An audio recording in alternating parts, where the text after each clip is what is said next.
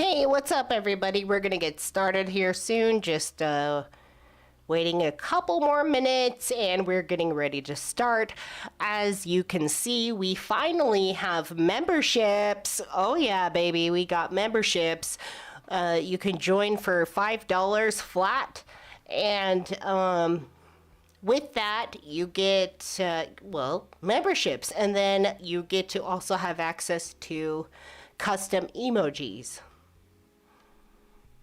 So yeah, hold on just a few more minutes and we're going to get started here. So if you want to get started, give me the purple demon faces.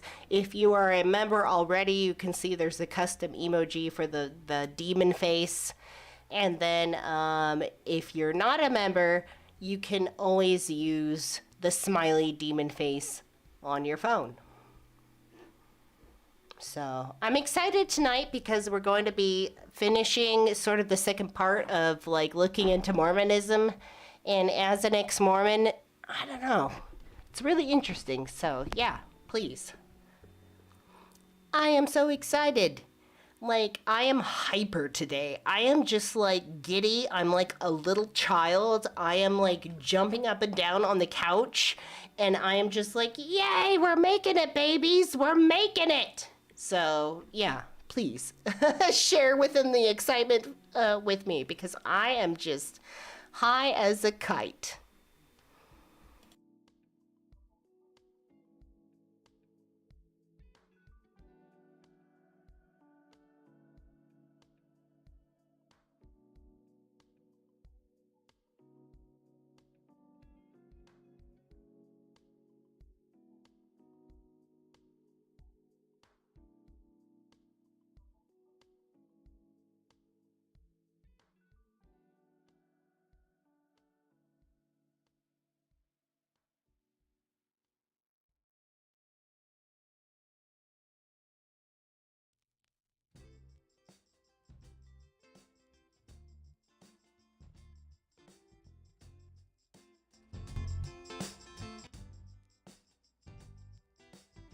Sit back and relax and chillax. Talk in the chat room. Oh yeah, baby. We're gonna get it on with our memberships. We got memberships. We got memberships now, baby. We're moving along and we're singing along. Singing a song, oh yeah. Okay, sorry.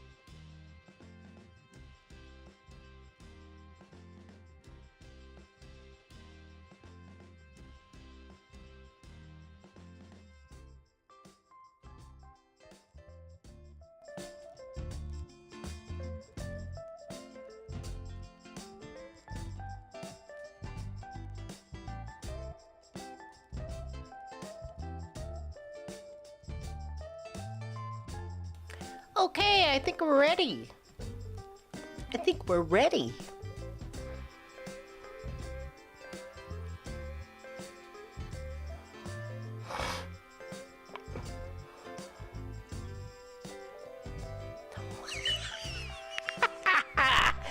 Mark, stop it. You're making me laugh.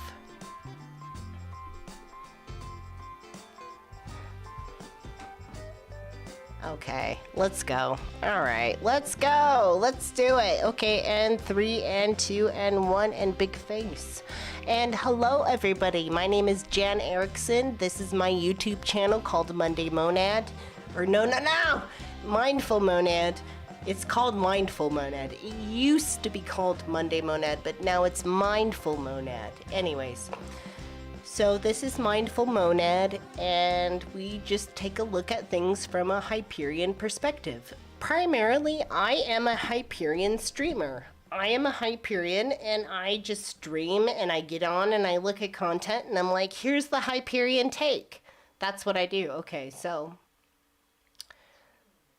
tonight we are going to be doing part 2 of an endeavor that we've been involving ourselves with last week, when we are taking a look at the questionable history and the questionable past of Mormons, LDS.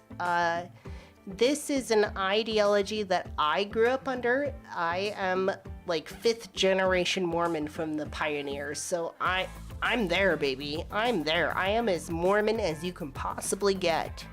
So before we get started, I would like to say hello to everybody, and then I would like to say that we finally have membership options. So if you go to the bottom of the chat room, if you go to the bottom, there's like a smiley face, there's a $sign. If you click on the $sign, I believe that's what gets you to be able to sign up for a membership with us. And so the YouTube membership for Mindful Monad is pretty much the same in my mind as a membership to my Patreon. So you can choose one or the other. It really doesn't matter. Choose one, choose the other, choose both. It's okay. So with the membership, what you're going to get is you're going to get custom emojis, you're going to get the badge of the monad, and then I am going to start implementing members-only live streams.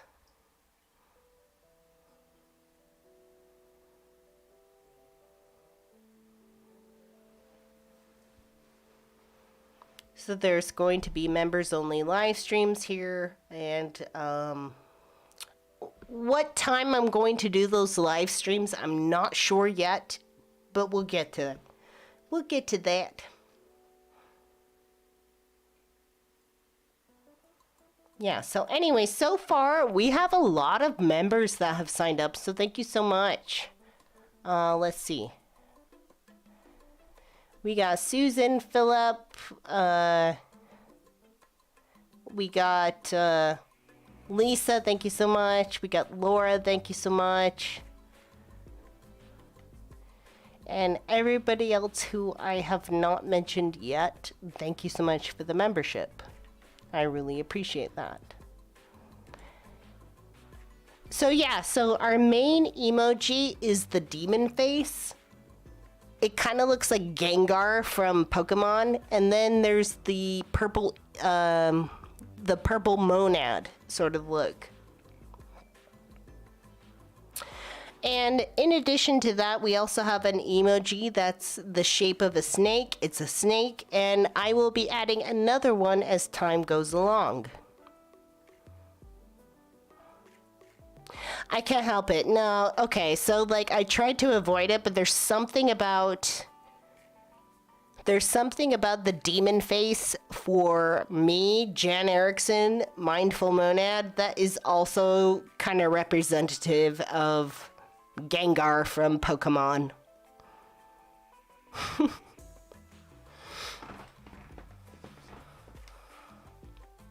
Anyways. So yes, let's say hello in the chat, and then we shall get along with our corporate casket version of the questionable past of Mormon history. And this is like a 2-parter series, so if you want to catch the first half of what we are talking about, you can go to last week's Monday live stream.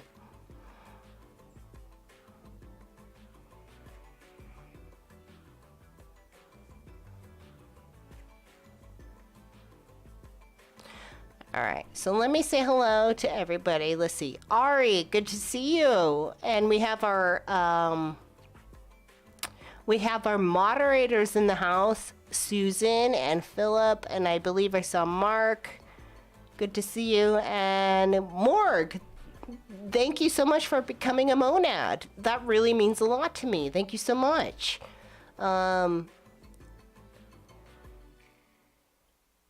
Yes, the emojis are so cute. I love it. I love the purple emoji of the monad. It's just kind of like a little singularity within a circle.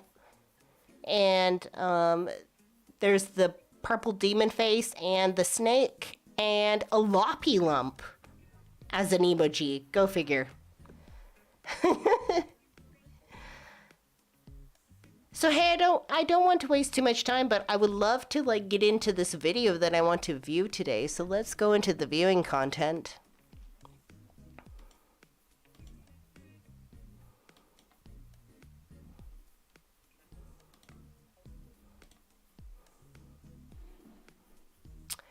And again, this is part 2 of what we've covered about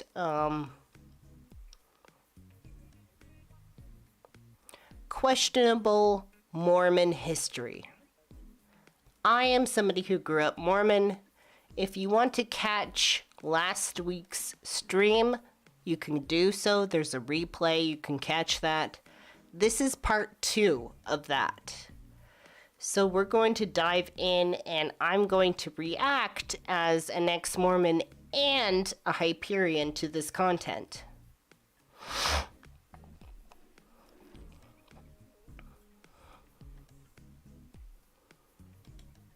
Let's see, I see Lisa! Good to see you. Pooks, good to see you. Patricia, good to see you.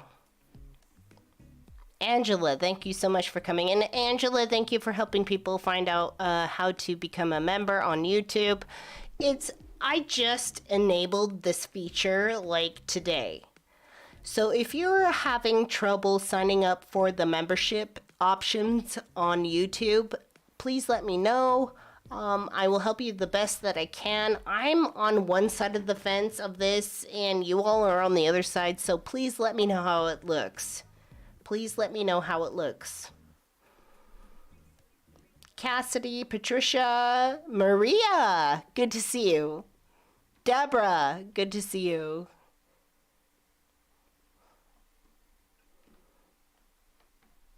Good to see everybody. I love this community. I love this community. So anyways, let's turn off the music. Even though it's very snazzy. And let's start getting into reacting to this content.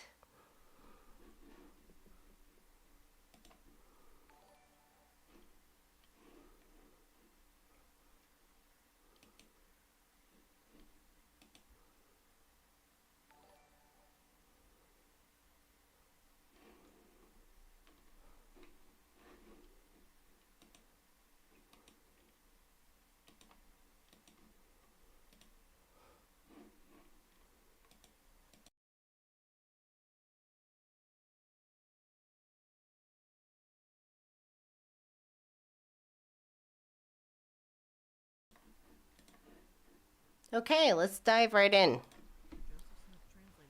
Oh, hold on. Yay, memberships. Thank you, Lisa Grace. Thank you. And welcome new members. We finally have this option available.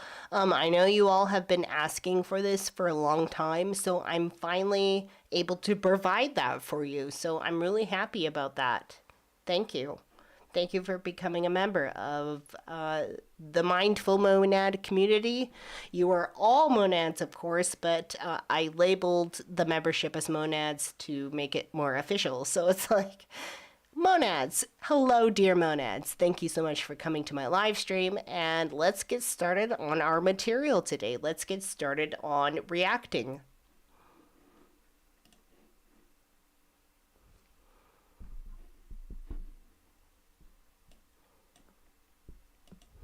200 years after Joseph Smith translated the Book of Mormon off of golden plates, the religion is flourishing and attracting new members by going door to door to spread the word of Jesus Christ of Latter-day Saints.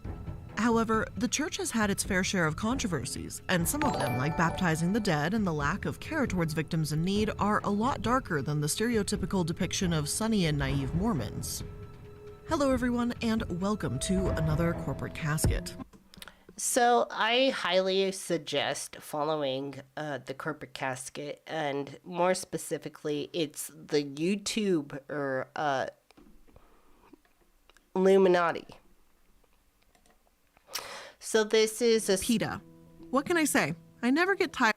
Illuminati with double I's at each end of the word. So this gal puts together a very tremendous, lovely amount of information in order for you to understand the ethics of business and religious controversy.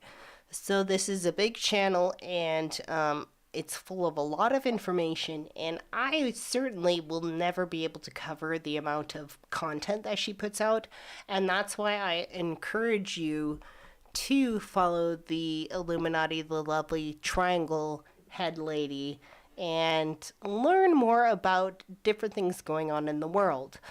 She actually recently released more about Elon Musk, and I'm curious to cover that. So I might do that in a members only stream, but so far I am interested in this particular thing where she looks at The foundations of belief. Mormonism.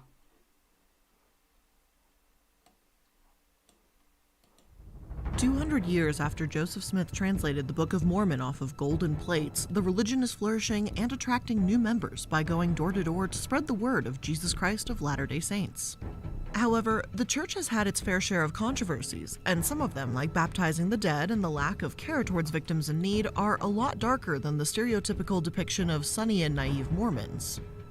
Hello everyone, and welcome to another Corporate Casket. I'm the Illuminati, and today we are going to be talking about the Mormons. In last week's episode, we went over their foundation and some of their religious beliefs. If you haven't checked that one out yet, don't worry. We're going to be talking more about the church as an institution in this episode. I'd recommend going back and checking out part 1 for some context, but it isn't going to be entirely necessary. Now, I do have to warn you before getting into today's episode, we will be covering some dark and disturbing topics. We will be mentioning graphic descriptions of sexual assault with a minor and animal abuse later in the episode. Because the Mormons are so weird about marrying young girls. I don't know. Is that why? So if that's not something you're ready or prepared for, feel free to skip it, and I'll see you in the next one. For everyone else, let's get into it. To kick things off, let's talk about the church's controversial religious practice, baptizing the dead. I gave you a rundown of this practice in the previous episode, but to quickly reiterate, the belief is that dead souls can be redeemed post-mortem if they are not only baptized, but accept the baptism.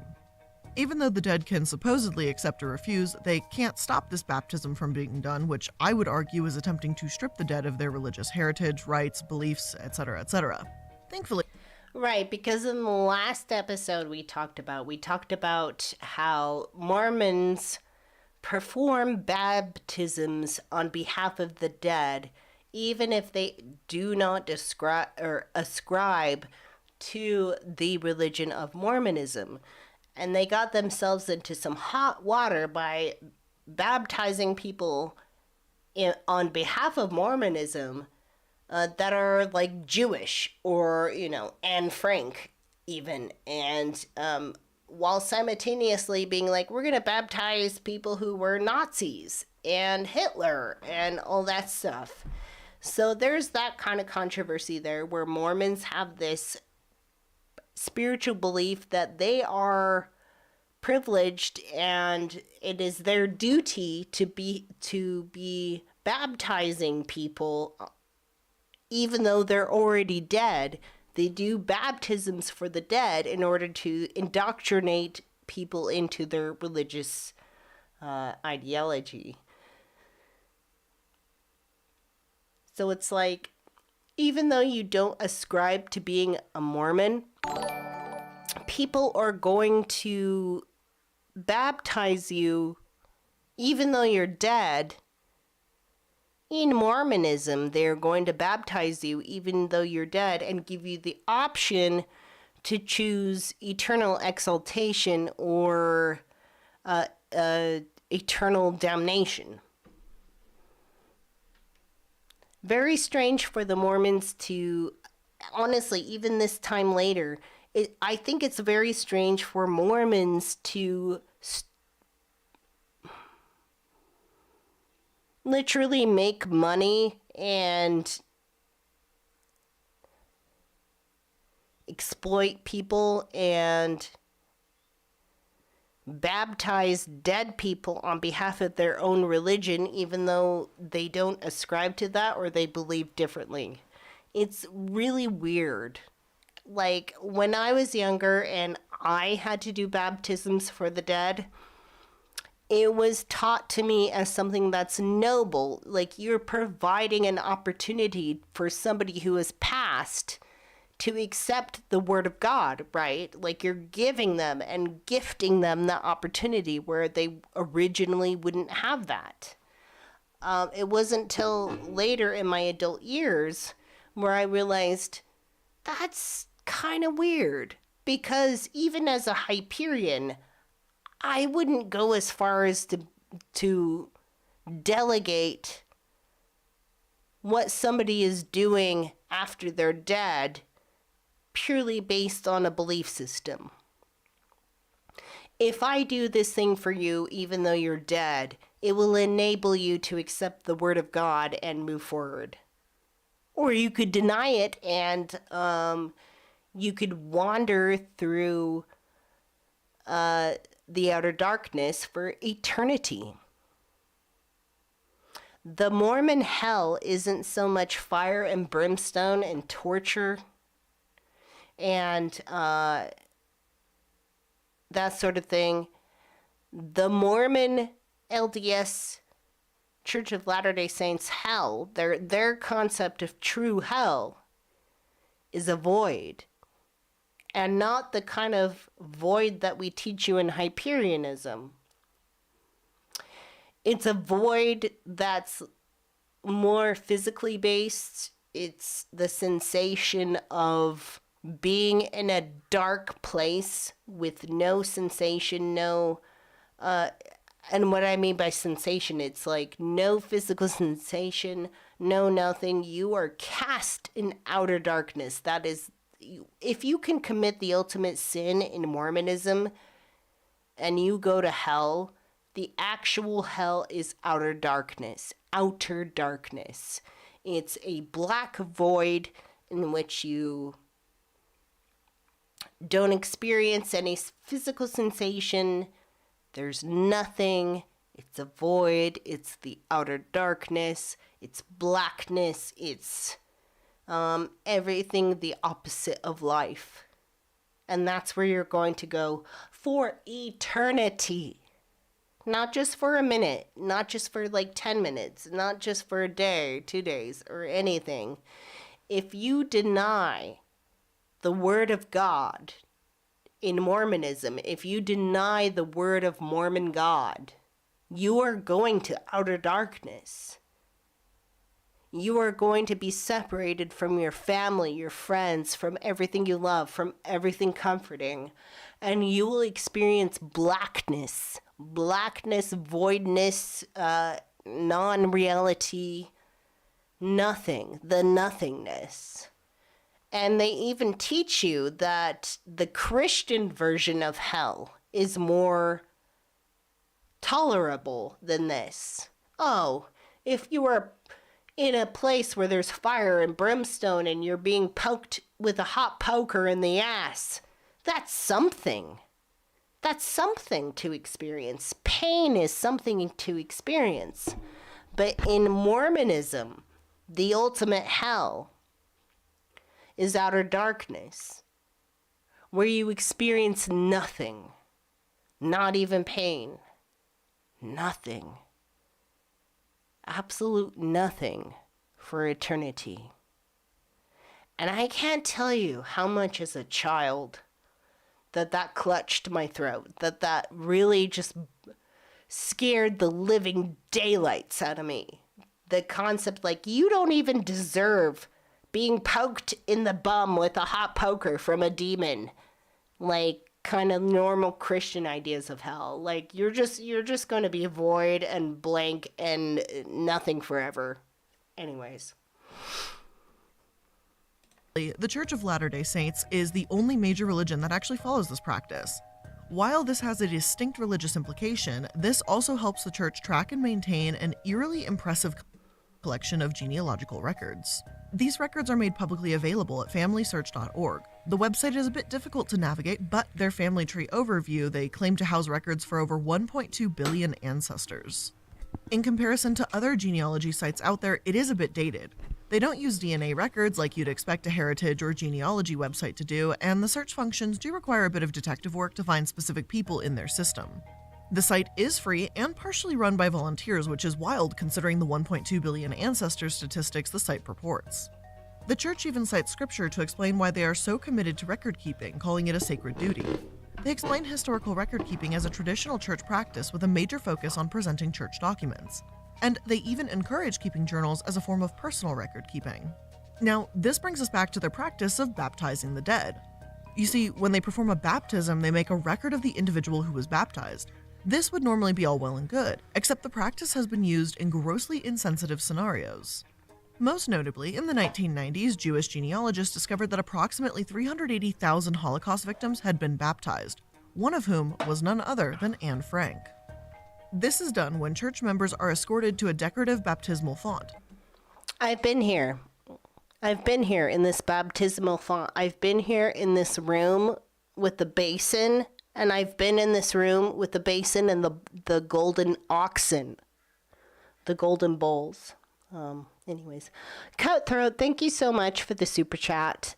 You say I can hear the RTS in your voice. I'm so sorry. Thank you. I appreciate that. It really, RTS, religious trauma syndrome, is something that I'm a big advocate for, and I want to speak up and I want to highlight how religion actually damages people.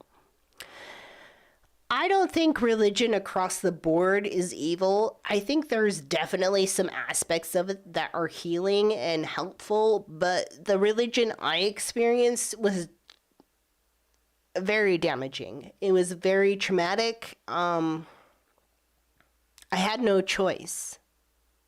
And if I want to place religion anywhere in humanity going forward, it's as something recreational, as something where it's like, you can indulge in the practices, you can indulge in the ideas, as long as you understand at the very fundamental that it's not real. There's no sky daddy, there's no gods, there's no anything. It's just kind of a representation of yourself.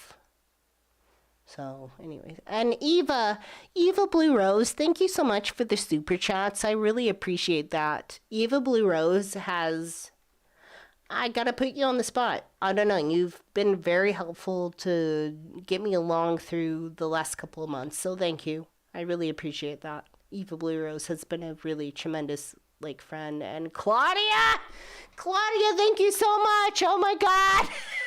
You didn't have to do that, thank you. I don't know what to say. Thank you. Claudia says, congrats on your memberships, emojis, badges, etc. Great stuff. We are growing up, baby. Yes, we are growing up, baby.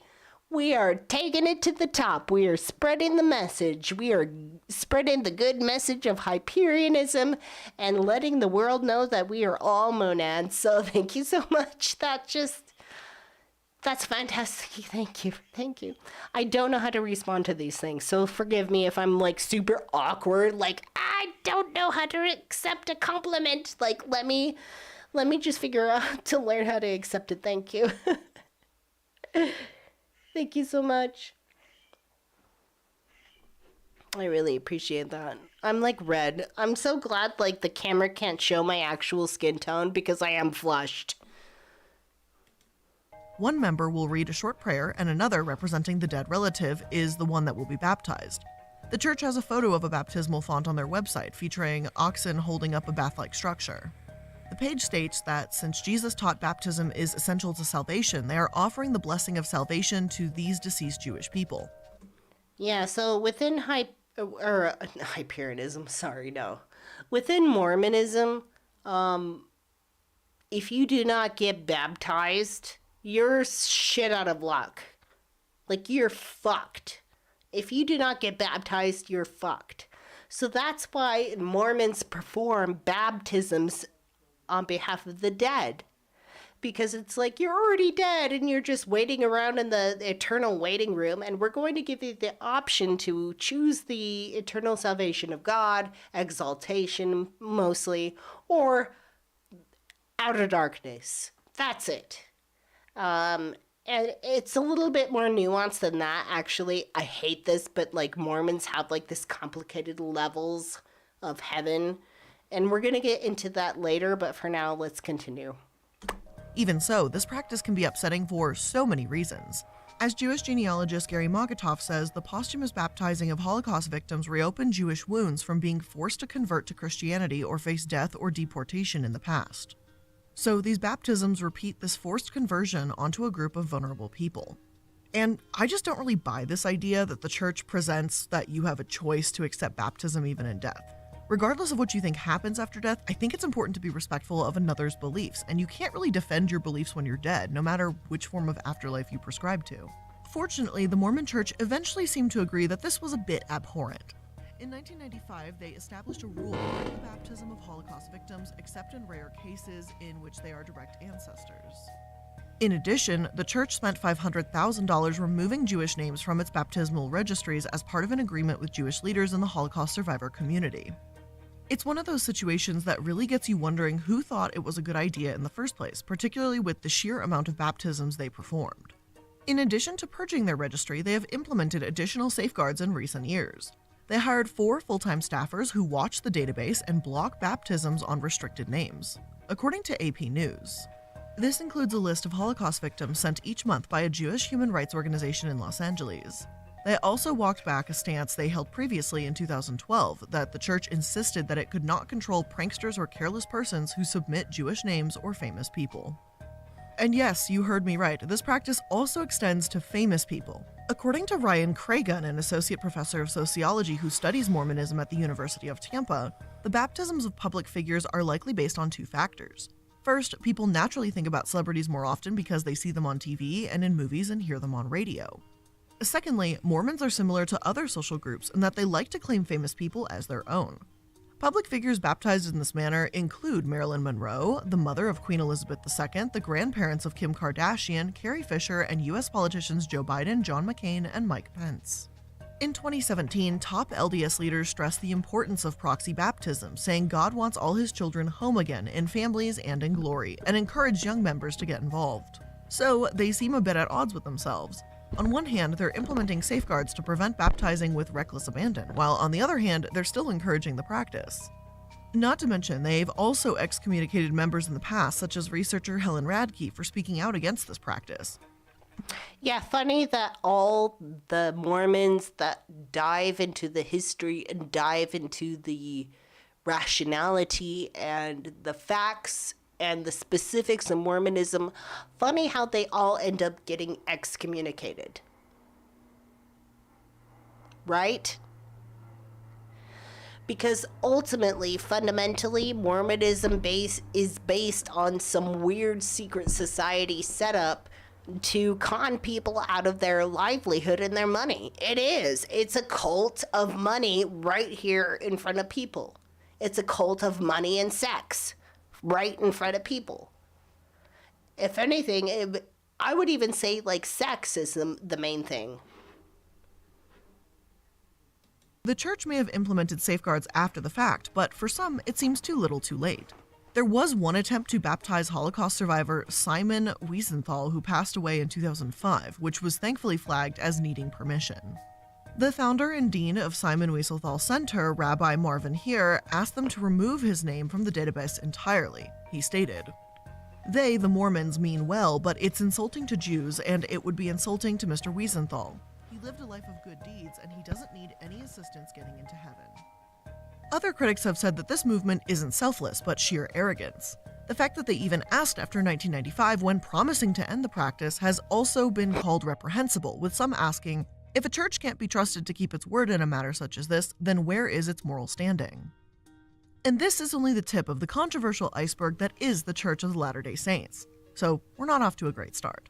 So with this practice backed by scripture, what else have they gotten into over the years under the guise of their religious beliefs? Racism! There is so much racism within the Mormon church and within the Mormon community. My lord, is there a plethora of racism. Did you know that it wasn't till the 1970s that black people were given the option to have the priesthood, which is the ultimate power of God within Mormonism. Black people were only able to carry the priesthood and carry that forth in the 1970s. That's not that long ago. That's really not that long ago. Almost unsurprisingly, the church has a long history of racism. Oh, hey, Cassie, good to see you. Good to see you, my friend. We got Cassie in the house.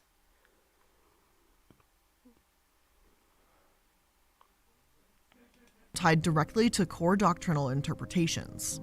You may remember from part 1 that Mormons believe America to be the promised land and that the Native American people are descendants of the Lamanites.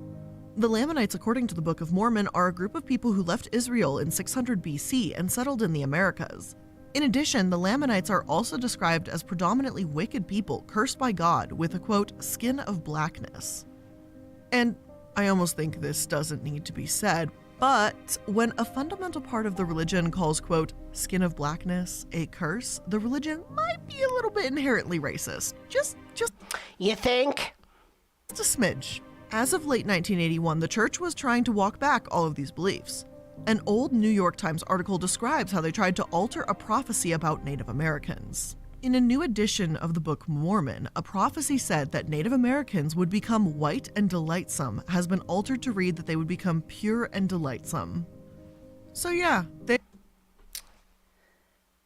Mormons have this weird history where they put forth this very specific language and this phrasing around the term white and delightsome. It's like, if you were white, you were delightsome, you were blessed. And if you were not white, you were cursed. And they even went so far back in the day to say that if you convert to Mormonism, you will become white. Like, your skin will change. I wish I was making that up. I really do. Because within Mormonism, if you were born black, it means you already entered this earth with sinful thoughts, sinful personas, and you have to work extra hard to get into the kingdom of heaven, get it exalted with God. Exalted.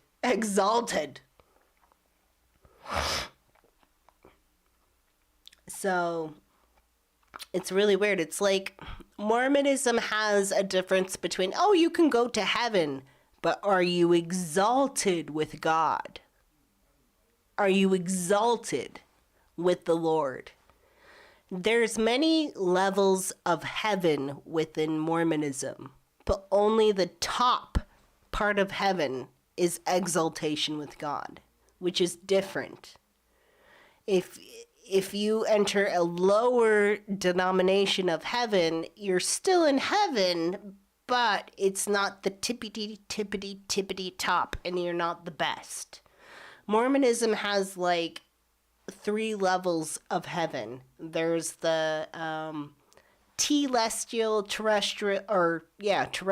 telestial, and celestial levels of heaven.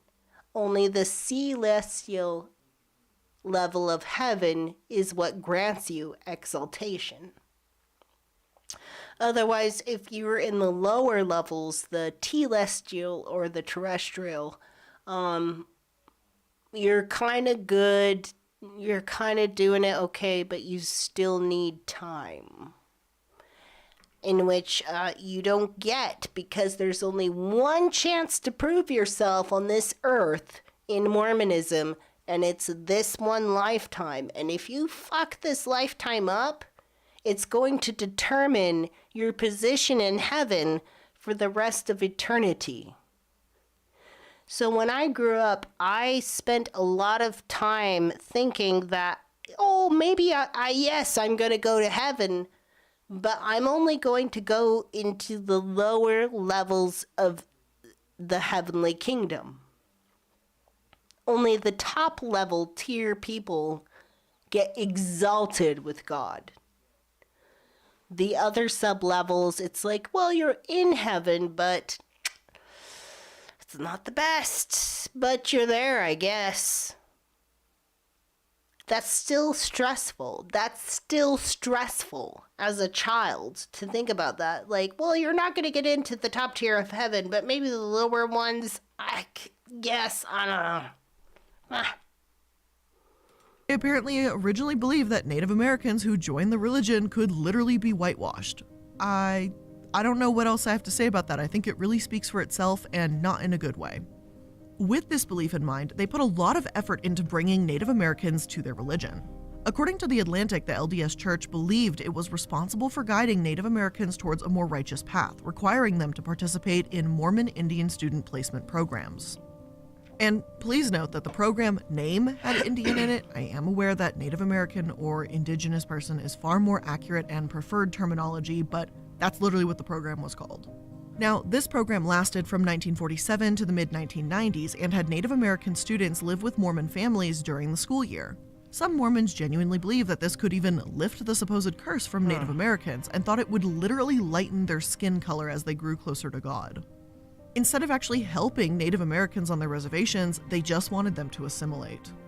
Clarence Bishop, the director of the program from 1964 to 1968 and executive director from 1968 to 1973, argued that the program was never meant to undermine Native American culture.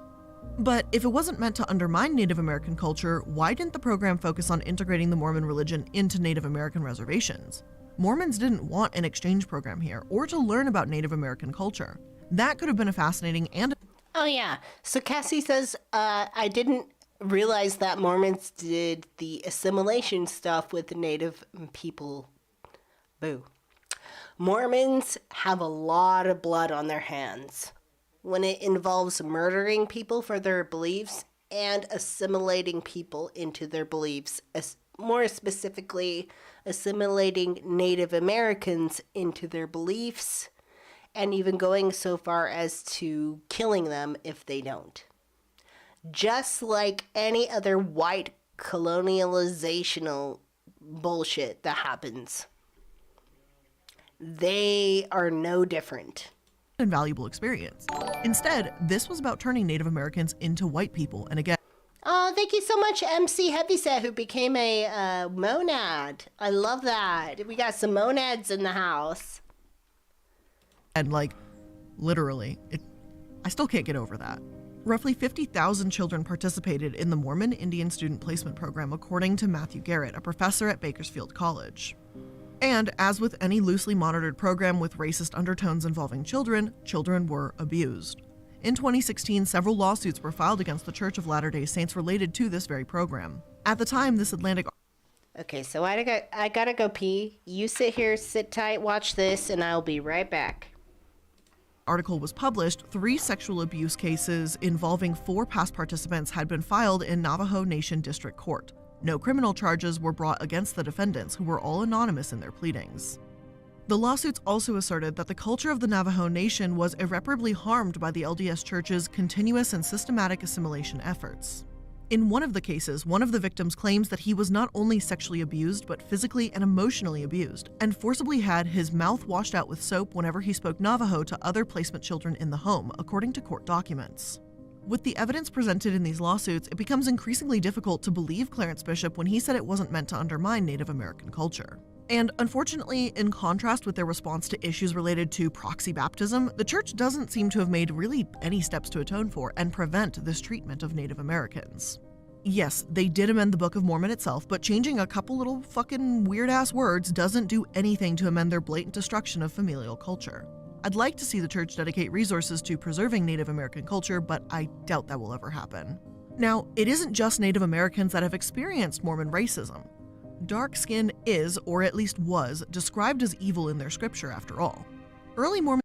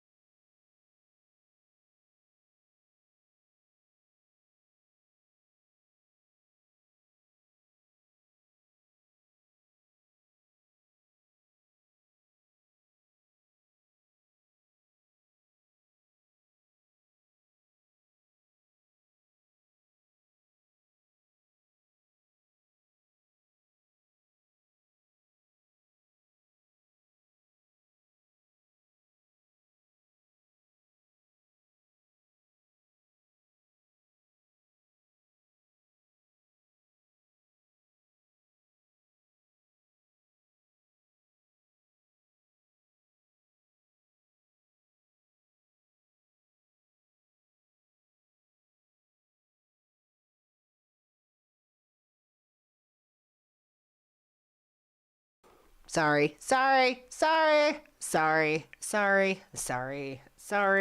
Okay, so what I'm trying to rant about is Mormonism teaching me as a child growing up that anybody who is not white is automatically sinful. Anybody who is darker skinned, whether it be brown, black, whatever, that means they are automatically sinful. And I can't tell you how horrible that is. And I've had to unlearn that sort of recognition of other people that I come across in my life. Like, hey, Jan, if you come across a black person or a colored person, like, they're evil. And it's like, no, they're not. What the fuck is wrong with you? It's like, but Mormonism wants to program that in my head. Mormonism wants to program in my head that anybody who is black or brown or any other color is instantly evil or up to no good.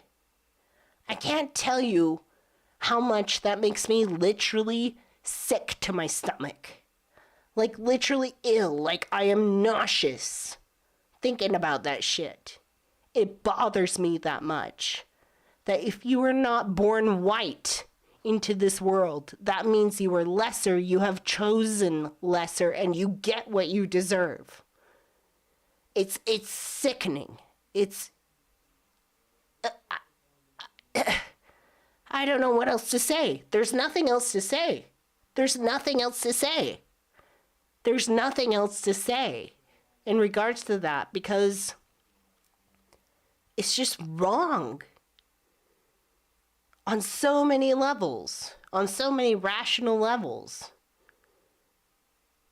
Like, Jesus Lord, like, can we just love people for who they are? Do we have to demonize people based on their skin? What the fuck? teaching spoke of black people as inferior, cursed by God, and unworthy to serve as clergy. The curse, known as the Curse of Cain, states that God marked Cain with blackness and cursed him so he would forever be persecuted. This curse appears to be the same one we referenced earlier in this episode with the Lamanites, who were also cursed by God. Several other... It's not Lamanites, it's Lamanites. Some of her pronunciation on terms here, like, bothers me, but, like, she didn't grow up Mormon, so I don't expect her to, like, do that, but, like, it's not Lamanites, it's Lamanites. It's not Nephi, it's Nephi. It's not Moroni, it's Moroni. Teachings in the Book of Mormon speak of black skin as vile and evil, and white skin as pure and delightsome. Additionally, the scriptures imply God would darken the skin of people who fell out of his favor and lighten that of those who pleased him. And that is as in the literal whitewashing we talked about earlier. However, there is a little bit of conflicting information here.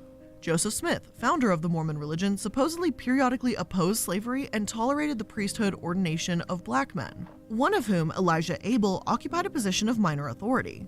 So there does seem to be some weight to the idea that the Book of Mormon's initial translation, meant to present black and white conceptually, was without a racially charged angle. It was Brigham Young, Smith's successor, who adopted the racist policies that now haunt the church. This included the Curse of Cain concept, in addition to the bans on mixed-race marriage and not allowing the ordination of black priests. It was in 1852 that Young created this ban, and it wasn't until 1978 that the church lifted it. There was no apology involved, merely a reversal. To this day, many Mormons believe that the ban in place had been God's will.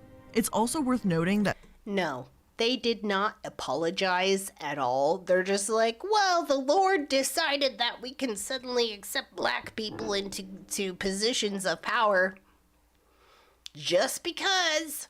No, not just because. They got threatened with civil rights.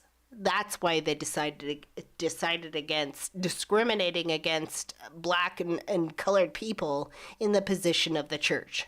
being allowed into the church's temple for ordinances like sealing and endowments allows Mormons to enter the highest level of heaven after death, the celestial kingdom. Therefore, until 1978, black people within the Mormon church couldn't get into the highest level of heaven. Their supposed curse of Cain not only meant discrimination on earth, but in the afterlife too. Unsurprisingly, the church has had a hard time separating itself from its racist origins. Scholars say the number of black Mormons, minuscule before 1978, is an estimated 5,000 to 10,000 as of 2005. And that's relative to an estimated 5.5 million American Mormons at the time. And as a side note, please note that this does not mean that every modern-day Mormon is racist. I'm not going to excuse anyone involved for the damage caused by their actions, but I'm also not going to pretend that just because this is how the church used to act, the church acts the exact way now in modern times. However, the foundations of beliefs that these modern-day Mormons are raised in come from some pretty fucked up origins, so I think it's important to highlight that. Even so, while Mormon leaders generally criticize past and present racism, they carefully avoid any specific criticism of past presidents and apostles, careful not to disrupt traditional reverence for the church's prophets. Personally, I think condemning these actions is key for taking responsibility and moving forward in order to heal the damage that's been done. Although there's a part of me that still really finds it hilarious in a really fucked up way, that like, they believe in Jesus, right, and everything, essentially Jesus did. But Jesus, historical Jesus from Israel, would have been in like the Middle East. He would not have been white. It's one thing I've never understood why religion. No. Mormons love to make Jesus look white as fuck. Like straight up. They love to make Jesus look like a white dude. And it just historically was not the case. It never made any sense to me growing up. Never. Religions wanted to whitewash Jesus so badly. But anyway, before we continue on through the rest of the episode, I'm going to place today's sponsor here because after this sponsored segment, we're going to get into some of the more controversial abuse and church behavior that occurred within this specific Mormon LDS church. Please be prepared that after this ad read, things are going to get a lot darker and a lot more disgusting and a lot more upsetting. So if this is the point where this was already too much for you, please do not proceed post the ad. If you're still here afterwards, good luck because it's bad, I promise. It's really, really bad. Now, we're going to talk about how the Mormon Church has become notorious for allegedly covering up. Yeah, it's bad. It gets worse. Mormonism and Mormons and the LDS religion love to wash their hands of things, and they love to present themselves very self-righteously. And they've got blood on their hands, literal blood on their hands, babies. The Mormons are not innocent at all. At all. Abuse cases within their community and protecting abusers more than they do the victims. The Mormon Church's website says that abuse in any form, whether physical, emotional, or sexual, isn't tolerated. Bullshit. Bullshit. Bullshit. I know on a personal account, not just me, but plenty of other Mormons that I've known throughout growing up, Mormon, where they have received abuse from church members, church leaders, and their own family, and they have not been able to do jack shit about it. Nothing. Like, they can't even talk about it. So for the church to turn around and be like, oh, we don't tolerate abuse of any kind, like, go ahead and talk to your local bishop, that's bullshit. I know somebody who had their husband SA their children,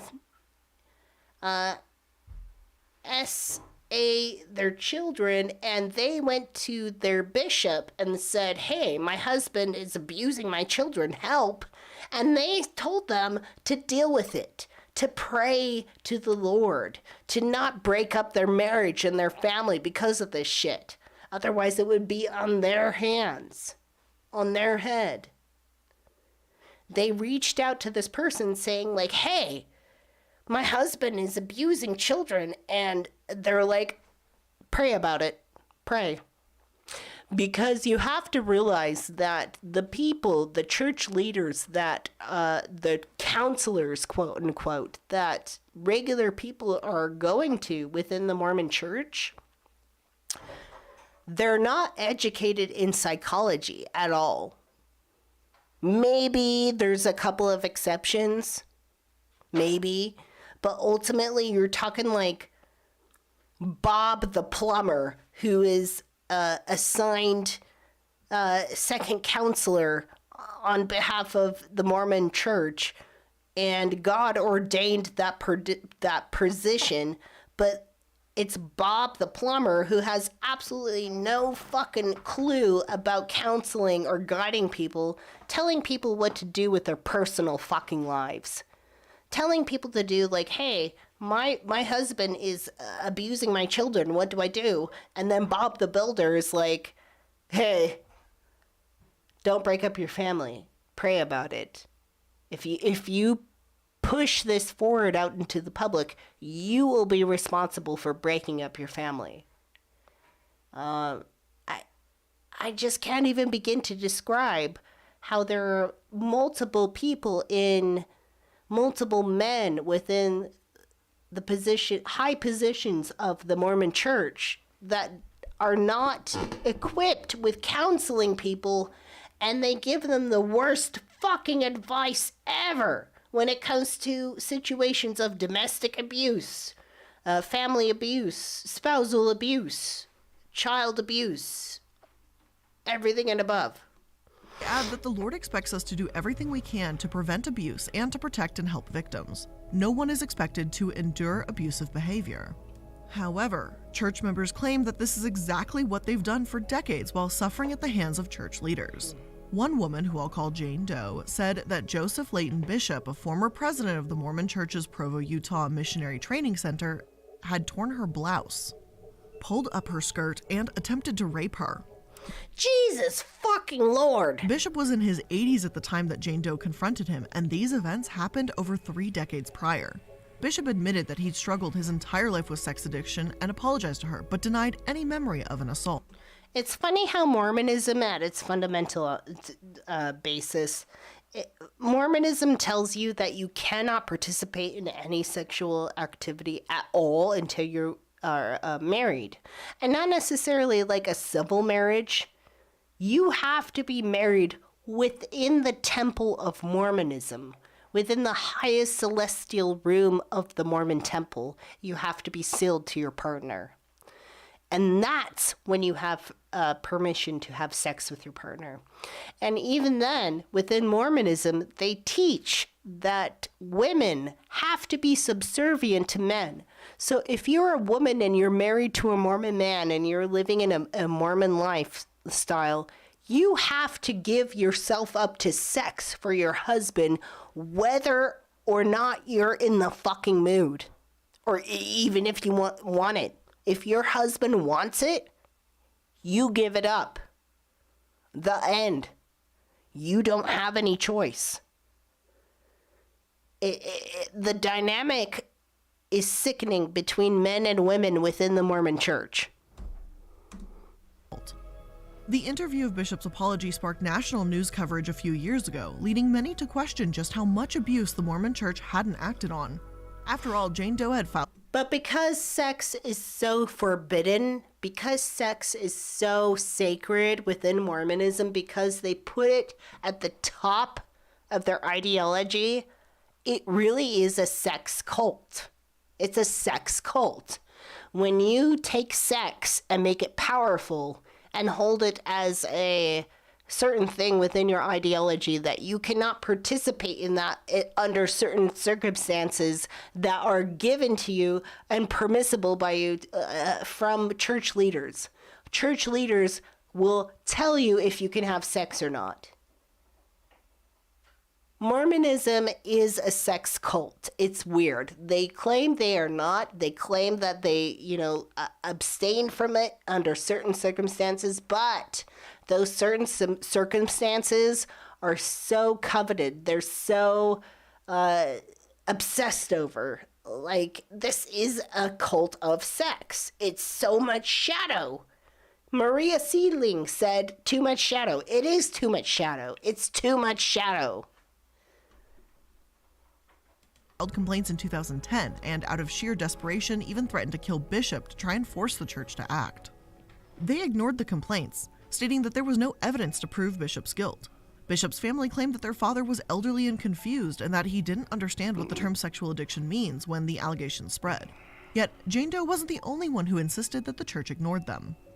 One lawsuit in 2013 alleged that the Mormon church and several officials didn't protect children at the church from a teenager who was ultimately convicted of sexually abusing 2 young children.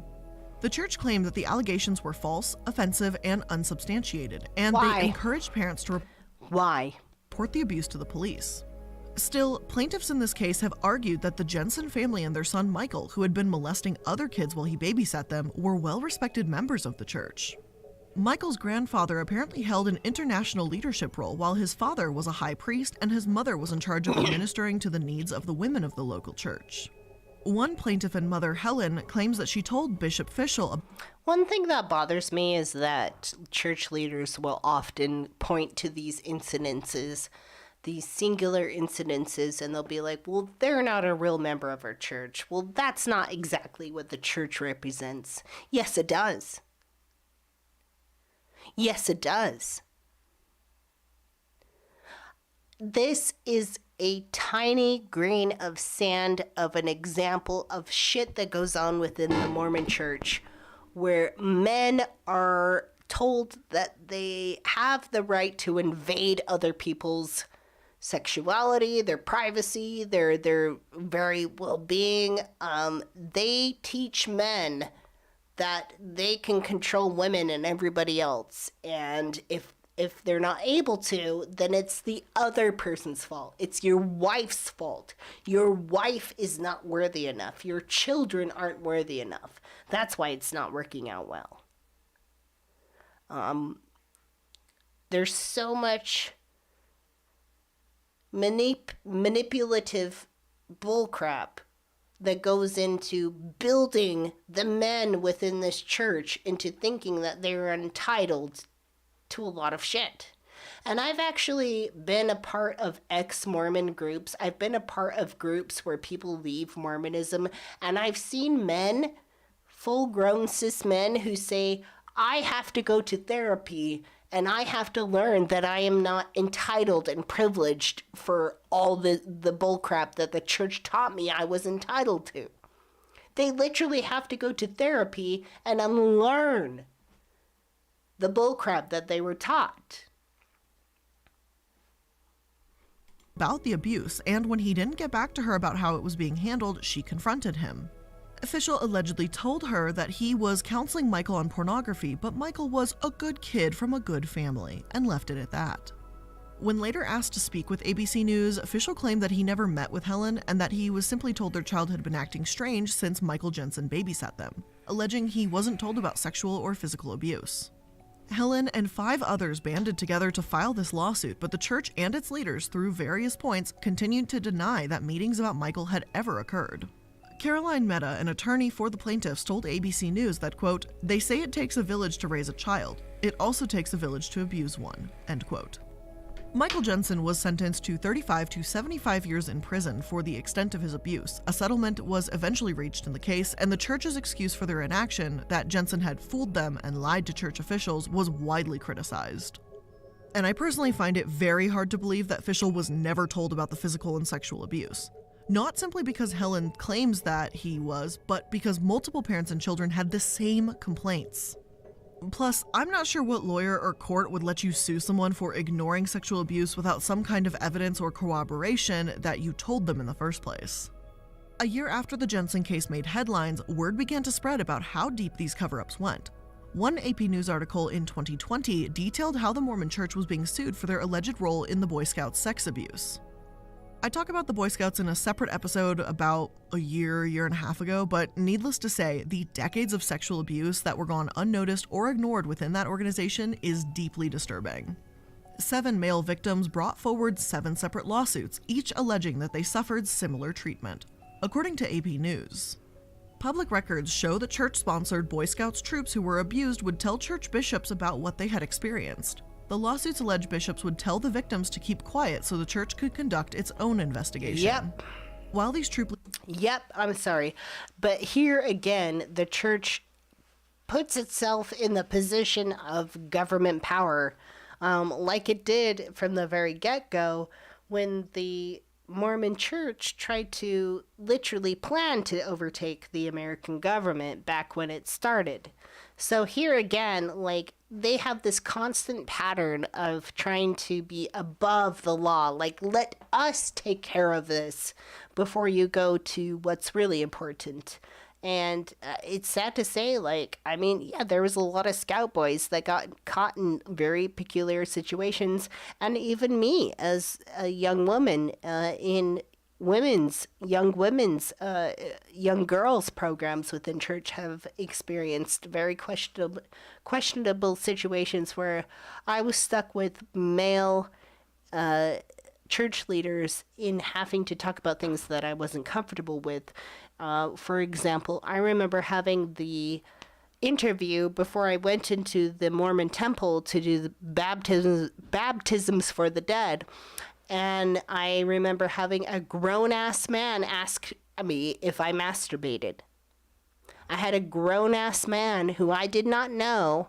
I was a child. I did not have my parents in the room with me. This was a bishop. This was a counselor. And this was an adult man who was asking me questions about masturbation. Do you masturbate? And there, at a time, I didn't know what that was. I'm like, what is that? Like, I had to ask them to explain it. And it was so uncomfortable. It's just, why? Why? Why would a stranger have to ask a child, a minor, without parental presence, if they masturbate? If you masturbate, then you're not worthy in the temple. Do you masturbate? And you're 12 years old and 13 years old, and you're like, what the fuck what do you mean? Ah! Ah! Ah! Leaders and volunteers accused of abuse were under investigation. They were also permitted to continue in their roles, though they might be assigned to a different troop. Once again, a church spokesman denied this and said the Mormon faith has a zero-tolerance policy for abuse of any kind. Yet, the church sponsored at least... No, they don't. They tolerate a lot. They love to tolerate abuse. They love it. They're like, please, keep it secret within us. Do not go to the police because, like, you'll regret it. Keep it within the house. Keep it within the family, and we'll just, like, sweep it under the rug, and everything will be okay. At least 7 troops in Arizona, and every single one of those have faced allegations of sexual abuse spanning from 1972 to 2009. Even if this had only happened once, it would be inexcusable. However, the fact that this happened on numerous occasions within the church-sponsored troops points to this being systemic issues. AP News also states that the Mormon Church was actually the largest sponsor of Boy Scouts of America troops and their greatest ally until the partnership ended on January 1st, 2020, and they pulled almost 500,000 people in favor of their own religion and spiritual development program. Just a few months ago, it was actually announced the church will pay $250 million into a fund for the Boy Scout sexual abuse claims. But For headlines what? continue to spread the For what? How's that going to help? message that the Mormons were allegedly responsible for covering up this abuse in the first place. While the Mormon church scrambled to do some damage control, one lawsuit brought forward later that year was especially disturbing. And please be warned, the next few minutes will discuss SA, animal abuse, and will involve some level of graphic detail. According to this suit, 2 Mormon bishops and a teacher failed to report a father's repeated sexual and physical abuse of 3 of his children. Oh, here we go. This is where I have like a personal take in this because I grew up within Mormonism, and I'm going to be open about this because actually recently my father died. So fuck him. Gloves are off, baby. When I grew up within Mormonism, my father was very abusive in a way to children that was, of the adult nature. He was very inappropriate with children. He loved children, if you know what I mean, to treat them a certain way, to pleasure himself.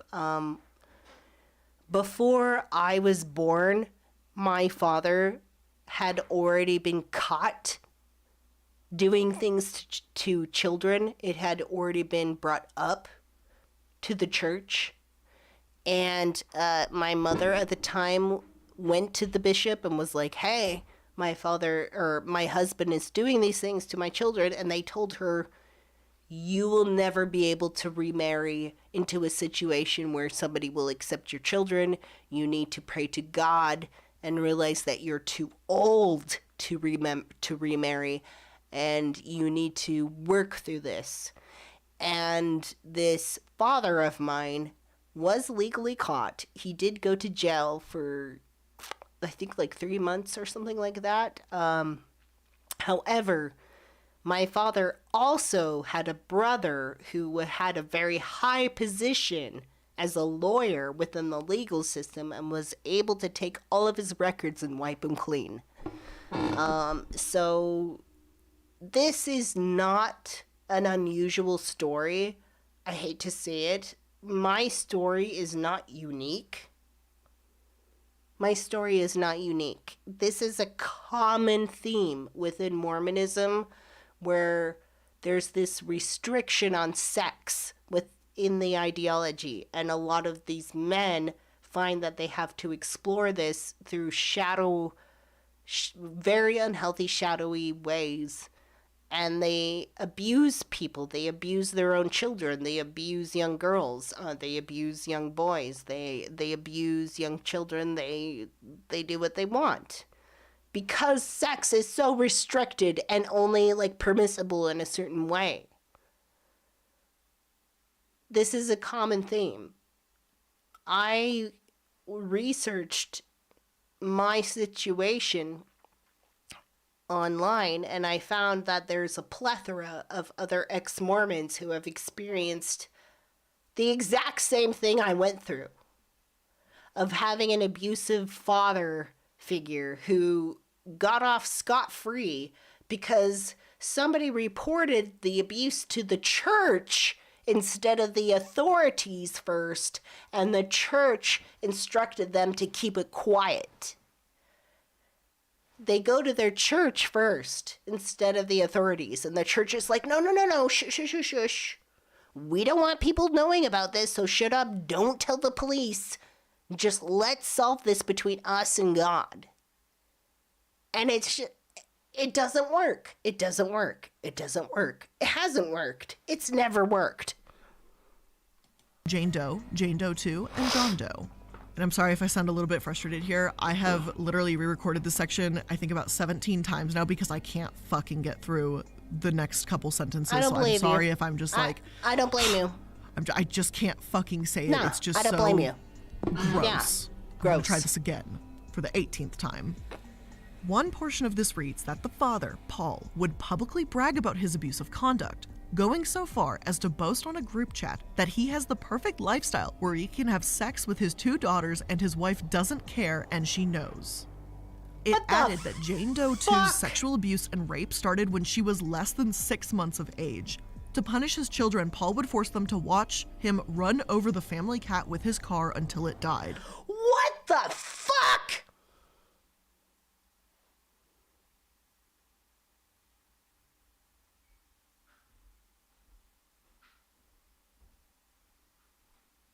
What the fuck? No words. What the fuck? Paul also uploaded footage online of himself raping Jane Fuck Doe you, when she Paul. was 9 years old, which Fuck you, Paul. is how the Department of Homeland Security eventually became involved. DHS served a search warrant of the family home and seized thousands of pieces of child pornography, many of them including Jane 1 and 2. The sexual and physical abuse in this case is truly grotesque, and it's unforgivable.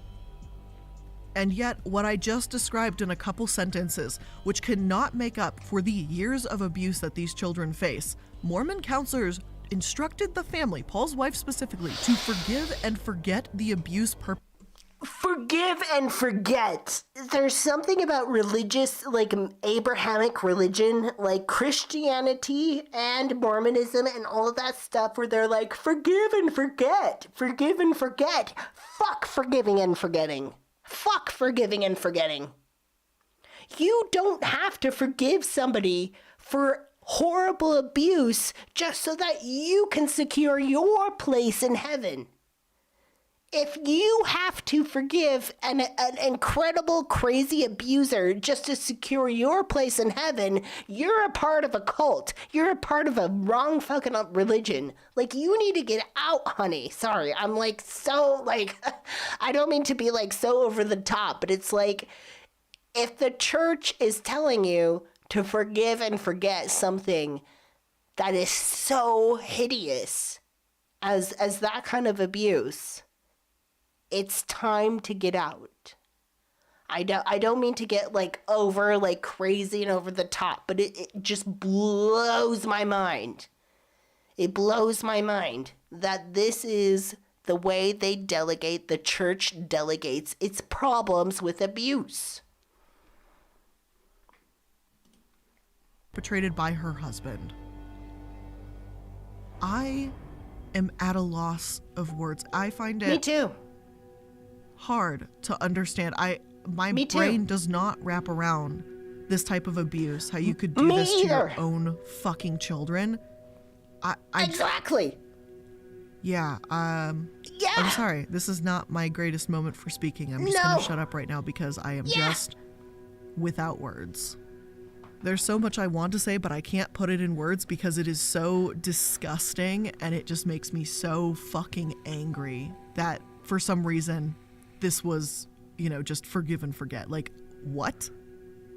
Now, as for the Mormon Church, they directed a family physician asking for permission to report the abuse to a helpline and told him that since he had clergy penitent privilege, the abuse didn't need to be reported.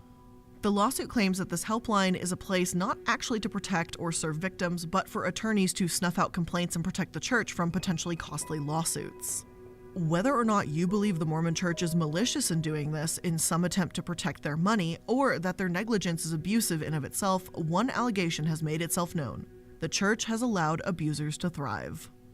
While we've seen this before with other church organizations, there are a few things about Mormonism that makes their situation unique. For example, while school officials can be mandated reporters, meaning they are required to report abuse when they are made aware of it, bishops and other Mormon leaders are not mandated reporters. The law in Utah currently states that this reporting requirement specifically does not apply to any member of the clergy. There's been a lot of debate around this, and frankly, considering the cases we've gone over, I do believe the law should be changed. Unfortunately, attempts to do so have been struck down, not giving me much hope that anything will change, and that abuse will simply just not really be addressed.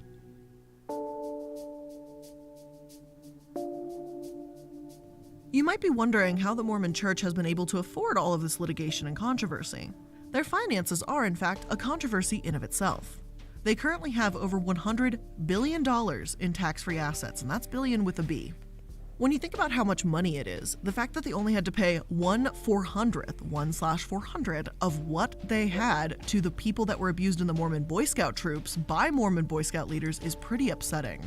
The IRS and public learned of this massive fund in late 2019 when whistleblower David Nielsen, a Mormon that worked at the church's investment division, Ensign Peak Advisors, spoke out.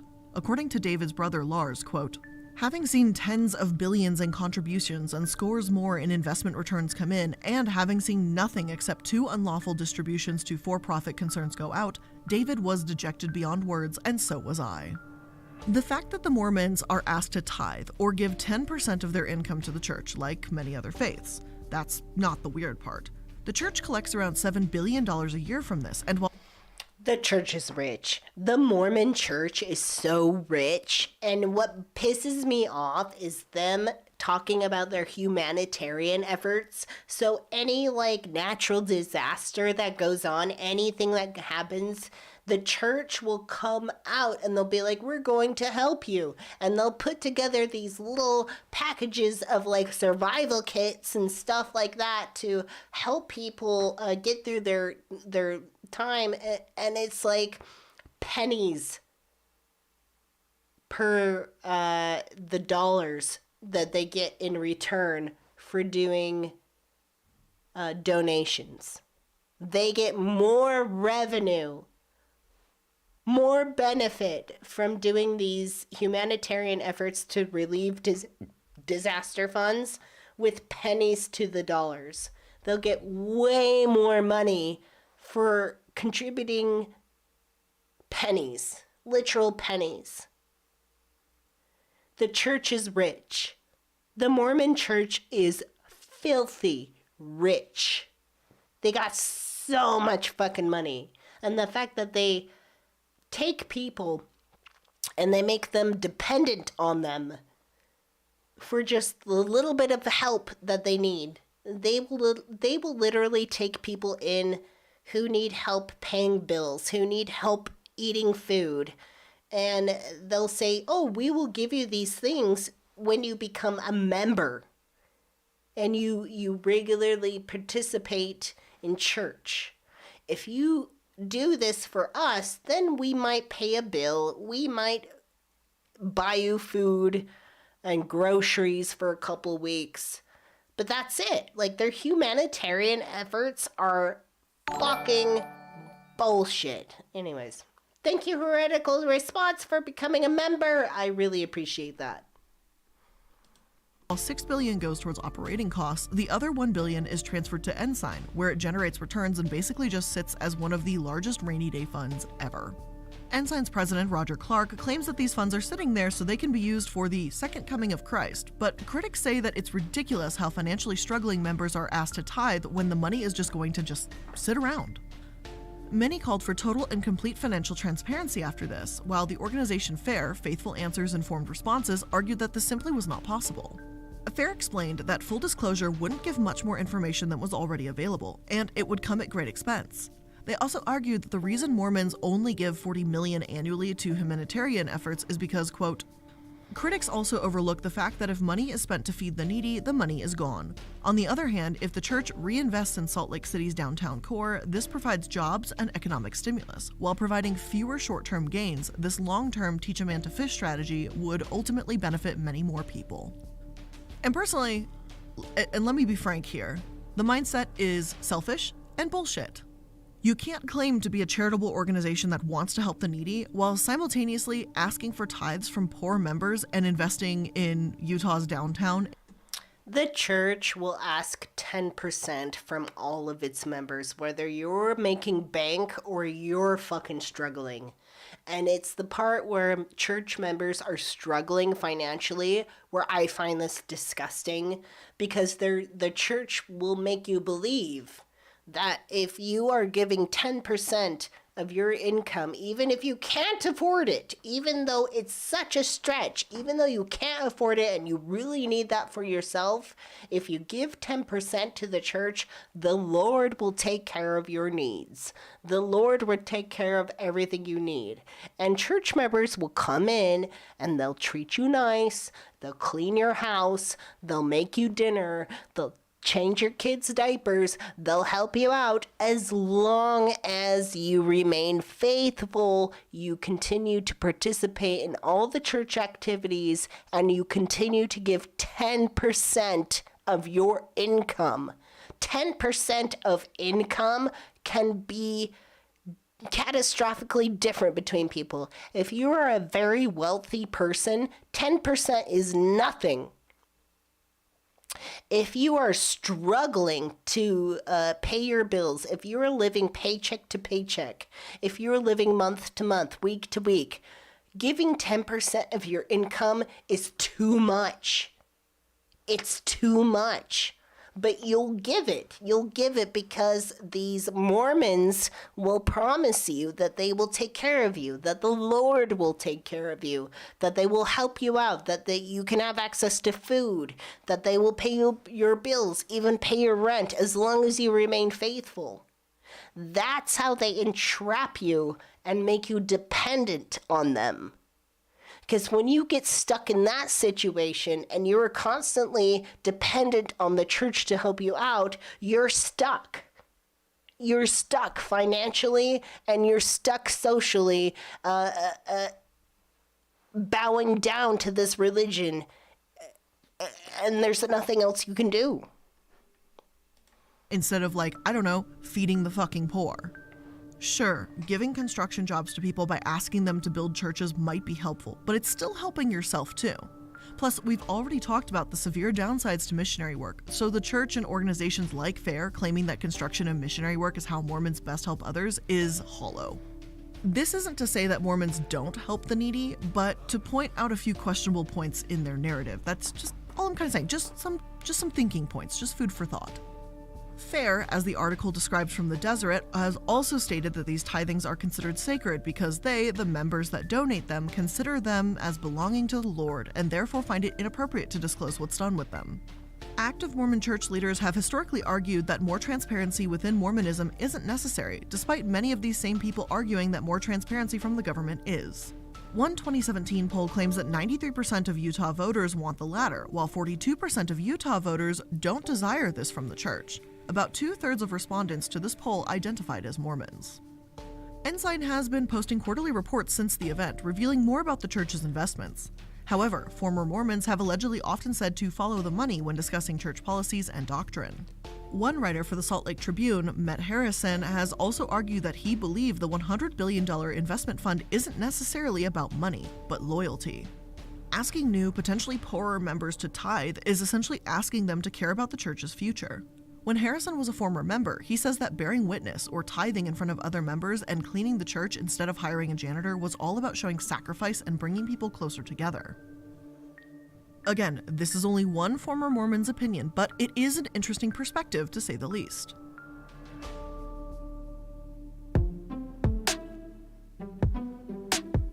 Now, by no means are these the only controversies within the Mormon Church. However, genealogy, racism, abuse, and their finances are probably four of the largest that seemed appropriate to discuss. And even as I say that I've discussed them, there's so much more I could get into. Like, I could literally turn into an entire channel just discussing specific things about Mormonism and how weird, racist, money-grubbing, abusive it is.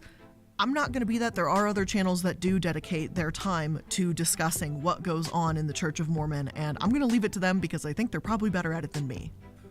But I think it's important all the same to at least give an overview and explain to maybe people like myself who have never been part of the Mormon faith to take a look and see what the outsider's perspective looking in, what does that look like? And that's kind of what I'm doing. It's not conclusive. It's not everything under the sun. I know there's things I missed. I'm probably mispronouncing a few more words, but I tried. Stop it. Today, however, Americans largely seem wary of Mormonism, and I can't really blame them.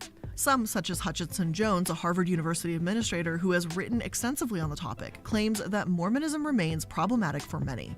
Yep. She's argued that many Americans learned about Mormonism from Sister Wives and Big Love, which are not necessarily wholly accurate.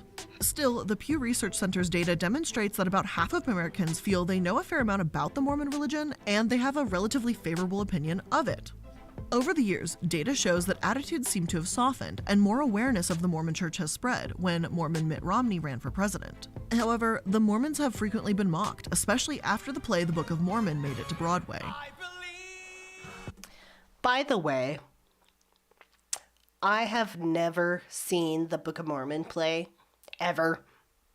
if there's any way I can get a copy of that or in some way like see that and watch that as like a members only like thing, I would love to, because I've honestly never seen the Book of Mormon play ever, ever, ever.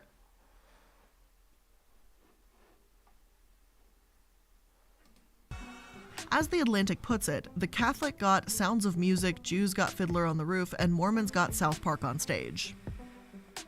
On the other hand, a Mormon writer for The Deseret says it's better to be mocked than ignored, and that it's a credit to his people that Mormons have never responded with violence. It seems Velvet Tear says Elton John is gay, so are they good with him? I don't know, but I love Elton John, and Elton John recently released a song with Britney Spears covering Tiny Dancer, and it's so pretty. I cry every time I listen to it. I literally cry tears every time I listen to it. And I dance and I cry and I love it. like the absolute bare minimum to me. I don't think not responding with violence is a good thing either. It's just kind of human decency. Like, wow, congratulations. You hit the bar that's on the fucking floor. Good job.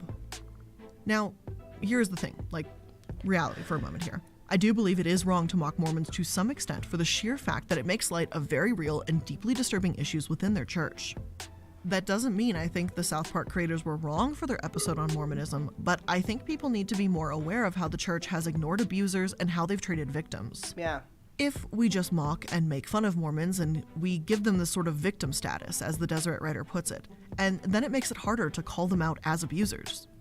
Laughing about golden plates and the out there beliefs is most certainly one thing, and I do find them absurd, and I find it hard to logically wrap my brain around some of these things that feel more like mythos than, you know, religious beliefs, but That's just my opinion. But the reality is many of the church's actions are not laughing matters, and those need to be treated seriously. But with all of that being said, again, that's my opinion. I hope maybe you agree with me, maybe you don't agree with me, maybe you have some kind of different viewpoint, maybe I missed something altogether. I'm more than willing to listen and see maybe what have we missed. But again, with that being said, that is going to be the end of today's episode of The Corporate Casket. I hope you learned something new today, albeit quite disturbing content today, but I hope you learned something new today. Maybe it rounded out your understanding of the Mormon Church and some of the things they've done or hidden allegedly in the past. Make sure you're liking, following, and subscribing to stay up to date on. So yes, please follow the Illuminati. She's very good. Triangle Lady. Yeah, anyways. So, turning the music back on. Where's the music?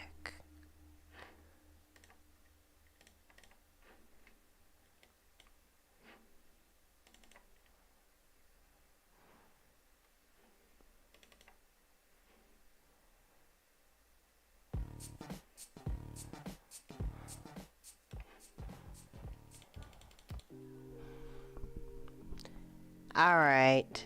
Okay.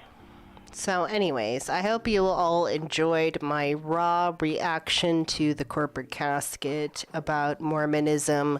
I am an ex-Mormon, so this was kind of like really interesting to watch, and it certainly sparked a lot of thoughts into personal experiences that I've had.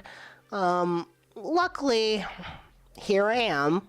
I'm here before you, and I am thriving, and I am surviving, and I am moving on beyond all of this bullshit. So, anyways, I want to thank everybody who became a member, who became a monad today. We just barely launched our membership.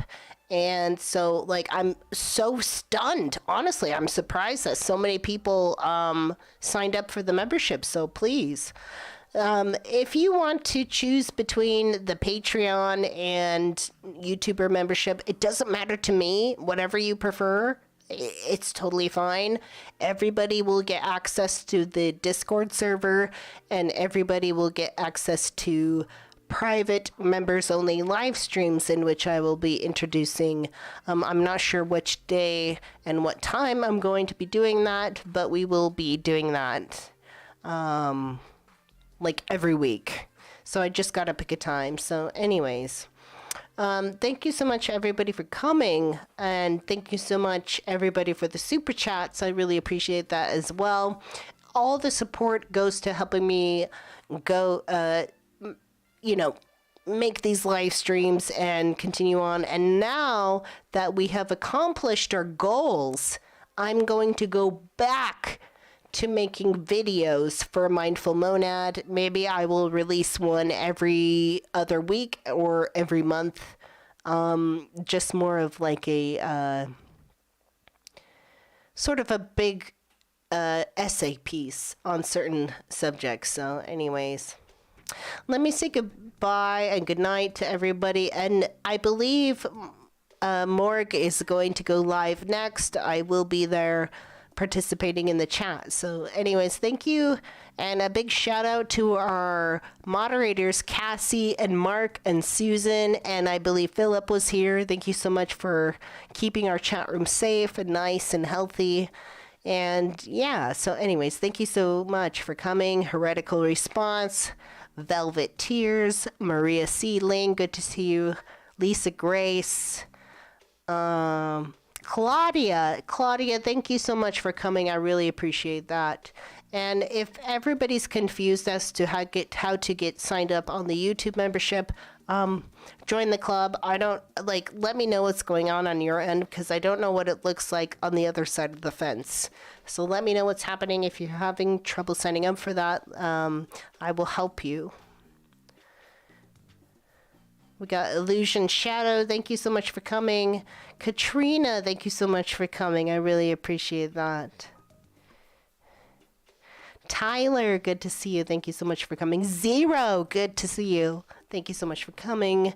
And Angela, thank you. Angela Ducat, thank you so much for becoming a member. And it's always a pleasure to see you. And Deborah, thank you so much. And Joanna, thank you so much. I love seeing everybody becoming a monad. And again, I don't care if you do Patreon or YouTube, just, whatever floats your boat is fine. And Eva Blue Rose, Eva, thank you so much for coming. Eva's been a very special friend, getting me through some hard times, so thank you. I hope you're doing well. MC Heavyset, thank you so much for coming. Cassidy. And let's see. Did I mention Susan? Susan, I'm sorry if I forgot you. Yes. Proud Monad. Patricia, thank you so much for becoming a member. Thank you so much for coming. I really appreciate that. And Pooks. Good old Pooks. Laura, thank you so much for coming. It's good to see you all. I thought this was very interesting. Anyways, hey, look, we're going live on Wednesday at 6 p.m. Pacific time, so that'll be the next time for you all to join me. Tomorrow is a day off, so anyways, I hope to see you all on Wednesday. We are going to be talking about Lizzo and the controversy with the crystal flute, and we're going to talk about what Carl Tuckerson's been saying lately, and a couple of more ridiculous things. So I hope you guys are looking forward to that, because it's going to be a little bit more fun, but some serious subjects, things like that. Anyways. So yeah, hey, take it easy. And for those of you who are joining Morg's live stream, I will be seeing you over there. Thank you so much for coming, everybody. I really appreciate it. And the memberships and the everything like that. Y'all treat me so good. Y'all treat me too good. You all treat me too good, and I really appreciate the community here. I think we got a nice, healthy community, and I want to spread it and cultivate it. And our next goal is just to simply reach 2,500 followers. So the best way you can help in doing that is by sharing the content and sharing it to groups, things, that, and the other, inviting people to come and check it out. That's going to really help me out. So anyways. Have a good evening, everybody. Thank you so much for coming. Bye.